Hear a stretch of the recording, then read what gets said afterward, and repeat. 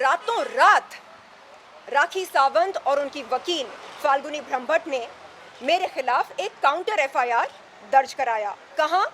Oshiwara police चौकी में। मैं यहाँ से तत्काल ओशिवरा पुलिस चौकी जाने वाली हूँ।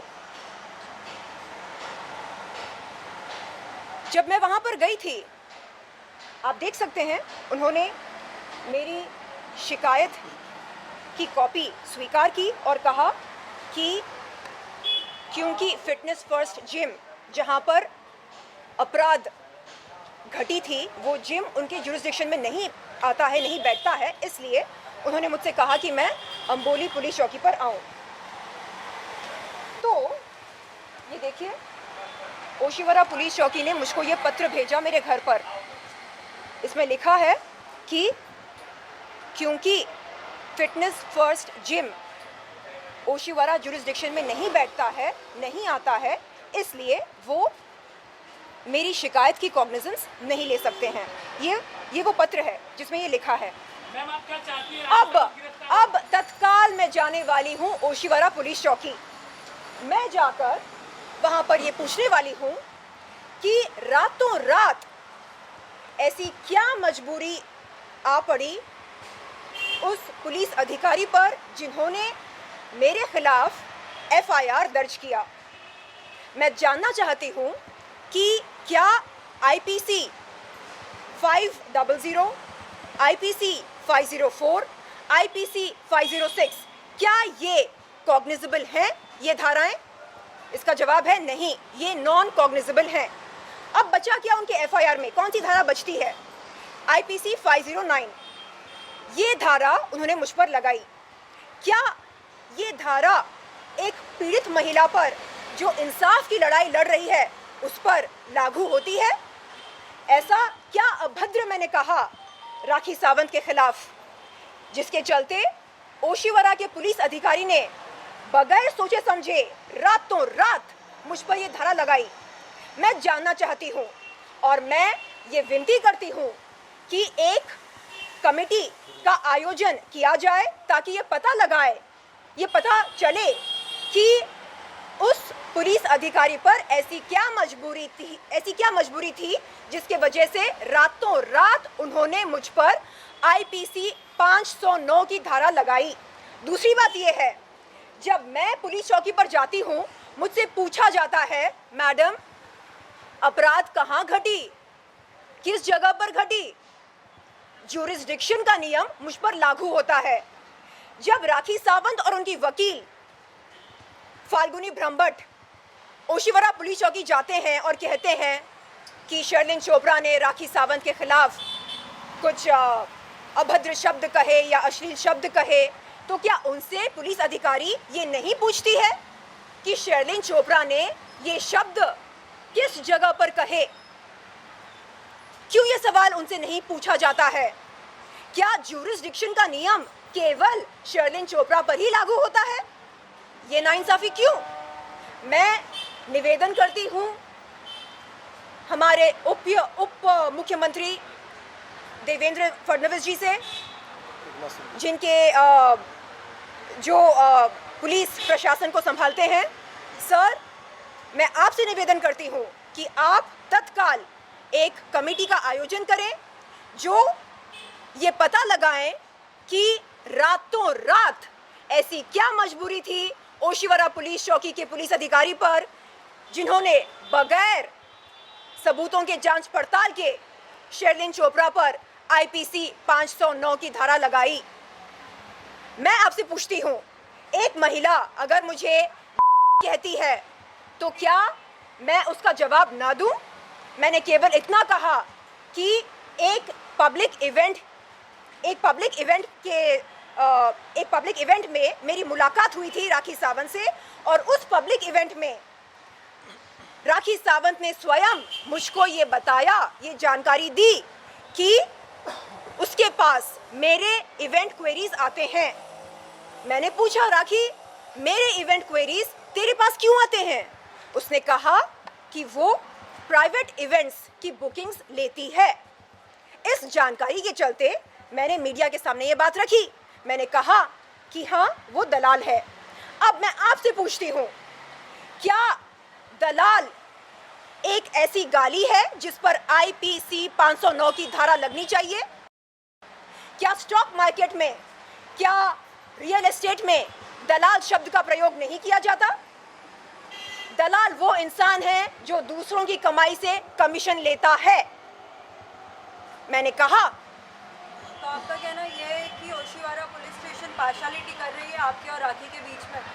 देखिए, मैं ये कह रही हूँ कि जब मैं पुलिस चौकी पर जाती हूँ शिकायत दर्ज करने, तो सबसे पहले मुझसे कहा जाता है कि मैं सबूत पेश करूँ। उसके बाद मुझसे पूछा जाता है कि क्या जो वारदात घटी है वो जगह उनके जुरिस्डिक्शन में आता है या नहीं आता है। तो इस तरह के सवाल क्या राखी सावंत और उनके वकील फाल्गुनी ब्रह्मभट्ट के सामने पुलिस अधिकारियों ने रखे या नहीं?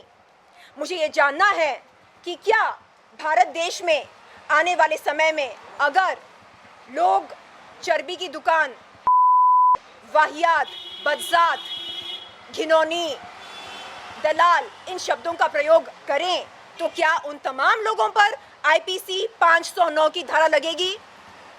मैं जानना चाहती हूँ कि क्या कानून हम सब के लिए अलग है या हम सब के लिए एक समान है? हमारा संविधान इस बात की इजाज़त नहीं देता है कि हम किसी महिला या पुरुष के वस्त्रहीन चित्र, फोटोज, वीडियोस किसी भी पब्लिक प्लेटफॉर्म पर पेश करें। लेकिन जनता ये भी जानना चाहेंगी कि आप वाकई आप ही वो वीडियो में हैं या नहीं है, और क्या आपने वो वेबसाइट्स के लिए कार्रवाई की है या नहीं? मैंने राज कुंद्रा और शिल्पा शेट्टी के लिए कुछ एक्सप्लिसिट वीडियोस किए हैं। इस बात के बारे में मैंने पुख्ता जानकारी दी है मुंबई क्राइम ब्रांच को और महाराष्ट्र साइबर सेल को।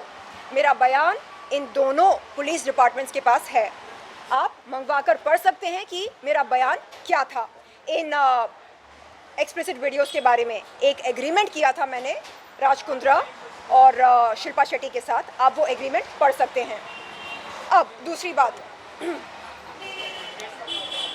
आपने पूछा कि राखी सावंत के बयानों में क्या सच्चाई है या नहीं। जब मैं यहाँ पर अंबोली पुलिस चौकी पर आई अपनी शिकायत लेकर, पुलिस ने तत्काल रातों रात राखी सावंत और उनकी वकील फाल्गुनी ब्रह्मभट्ट के खिलाफ एफआईआर दर्ज नहीं किया, समय लिया, मेरे सारे सबूतों की जांच पड़ताल की, वेरिफिकेशन की, मुझसे पूछा कि क्या जो राखी सावंत कह रही है अलीबाग के संबंध में, क्या उस बात में, उस क्लेम में कोई सच्चाई है।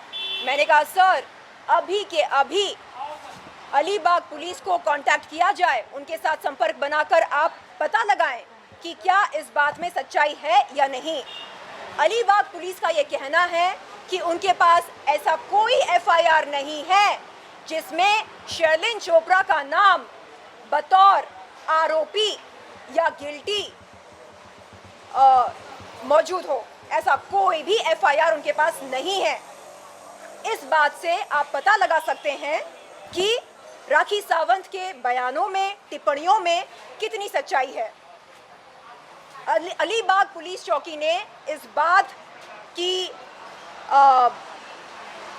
बात को सामने रखा है, ये जानकारी दी है अंबोली पुलिस चौकी को कि उनके पास ऐसा कोई भी एफआईआर नहीं है जिसमें शर्लिन चोपड़ा का नाम मौजूद हो बतौर आरोपी, बतौर अपराधी।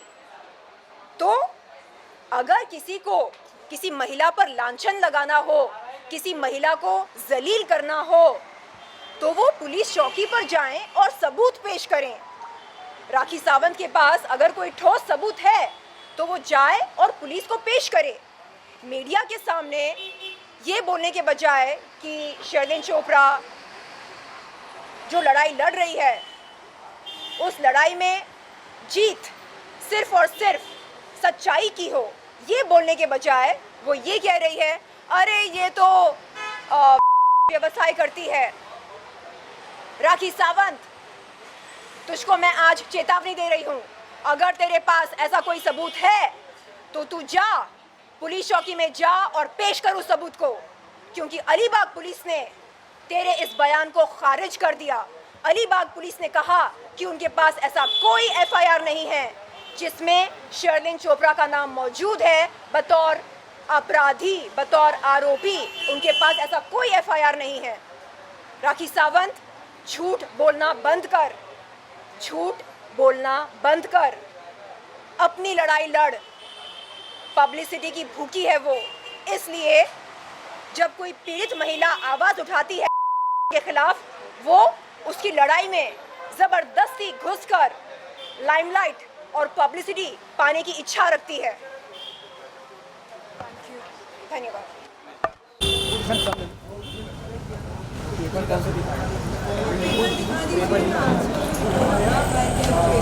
बाइक के टाइम पे दिखाया फिर वही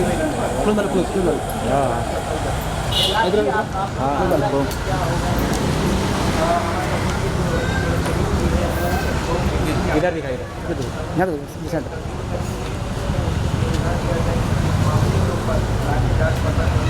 तुम लोग कलर पे करता हूँ।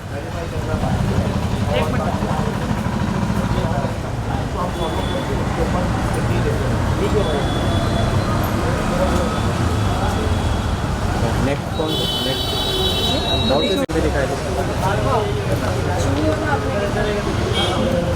एक मिनट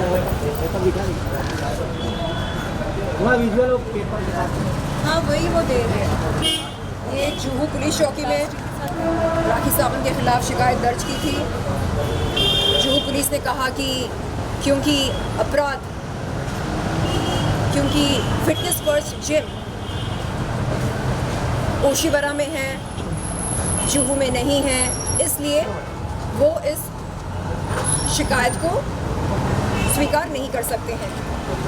ज्यूरिसडिक्शन अलग है, इसलिए उनके कहने पर मैं गई ओशीवरा पुलिस चौकी पर और ओशीवरा पुलिस ने मेरी शिकायत सुनने के बाद कहा कि क्योंकि फिटनेस फर्स्ट जिम उनके ज्यूरिसडिक्शन में नहीं आता है, इसलिए वो मेरी शिकायत स्वीकार नहीं कर सकते हैं।